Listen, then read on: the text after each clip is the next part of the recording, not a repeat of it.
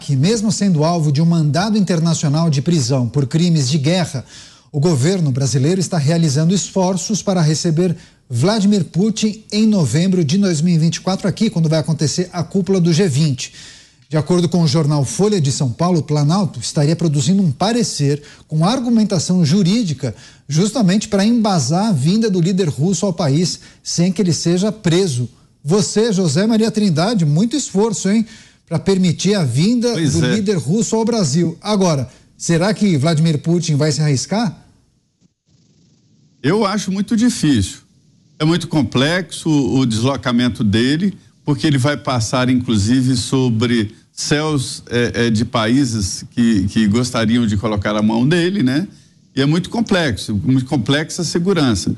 Da última vez que o Putin esteve no Brasil, no governo Dilma, a segurança foi exagerada. Eu estou acostumado a acompanhar aqui os presidentes, né, que chegam, chefes de Estado, de governo, mas o dele foi exagerado. No Palácio da Alvorada, inclusive, ele trouxe tudo, inclusive a própria vodka e tal.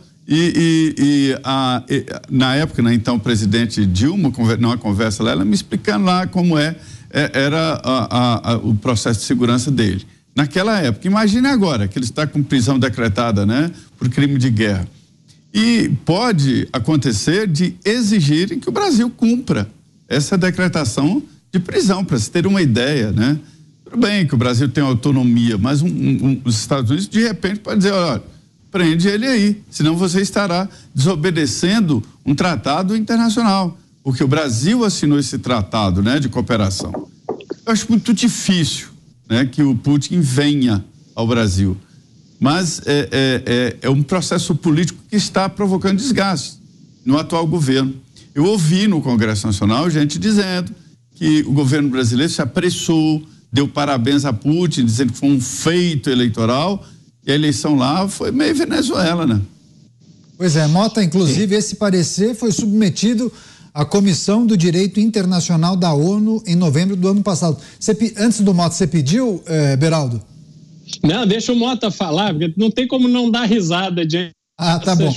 Reflexões do Zé Maria. Tá ótimo. Emenda você, Mota, o que a gente pode esperar desse parecer? Por que tanto esforço para trazer o Putin?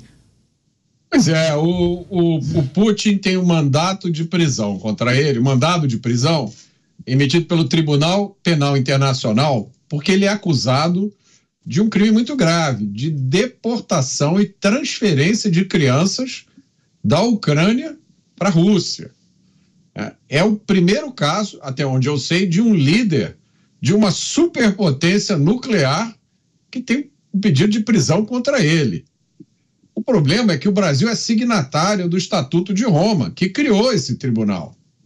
Não dá para dizer, olha, não, agora eu não quero mais brincar disso. Em teoria, o Brasil é obrigado a prender o Putin, se ele botar o pé aqui no território nacional. Agora, vamos falar da vida real. Quem vai ter coragem de prender Vladimir Putin e arcar com as consequências? Que país? Eu acho, na minha opinião, nem os Estados Unidos. Nem se por uma loucura qualquer o Putin amanhã resolvesse ir nos Estados Unidos, eu duvido, Deodó, que o governo de Joe Biden fosse ter esse tipo de coragem, não? Agora, esse mandado de prisão, ele tem um efeito simbólico muito importante, principalmente para pessoas, para governos que estão em busca de glória internacional, né? que estão criando uma narrativa de defensores dos fracos e oprimidos. Desprezar esse mandado de prisão significa desprezar a ordem jurídica internacional. A gente não está falando mais do Brasil. Dizer para o Putin, pode vir para o Brasil, vem de boa, tá tranquilo, você não vai ser preso aqui, significa dar uma banana para o Tribunal de Haia, né? A gente já sabe, há algum tempo, a ordem jurídica brasileira está meio de cabeça para baixo. Agora, querer fazer a mesma coisa com a ordem jurídica internacional, das duas, uma. Ou é muita esperteza, ou é loucura.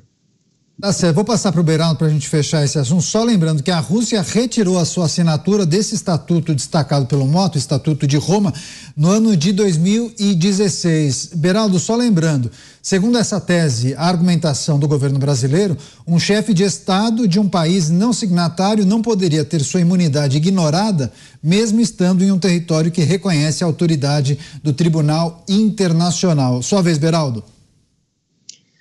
É muito interessante a gente ver um governo cujo seu líder bradava na época das eleições, que tinha sido absolvido no Tribunal Internacional, pelo Comitê de Direitos Humanos da ONU, né? Apelava a organismos internacionais para dizer que a decisão naquela época valia. E agora, diante de um caso concreto, em que um ditador, um líder que, como lembrou bem o Zé Maria, foi eleito de novo numa eleição à la Venezuela e que está condenado por um tribunal internacional que é formado por mentes iluminadas do direito internacional, não é um tribunal qualquer.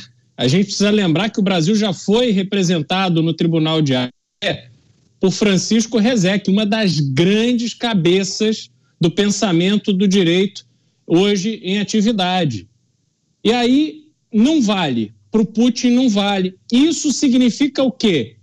Que o Brasil se apressa em se humilhar diante dos olhos internacionais, que a gente se esforça para ser este nada internacional que nós nos transformamos. Porque qual é o sentido de dizermos que aqui temos tapete vermelho para receber alguém que invadiu um país soberano? Alguém que foi acusado e condenado no Tribunal de Haia e vai encontrar abrigo no Brasil? Isso não diz nada em relação ao Putin. Isso diz em relação ao Brasil. E mesmo que ele não venha, a nossa humilhação já está garantida. Já fizemos o papelão que jamais poderíamos ter feito. Mas aí, dano causado, continuamos alimentando a nossa pequenez internacional, que é o que esse governo vem apresentando.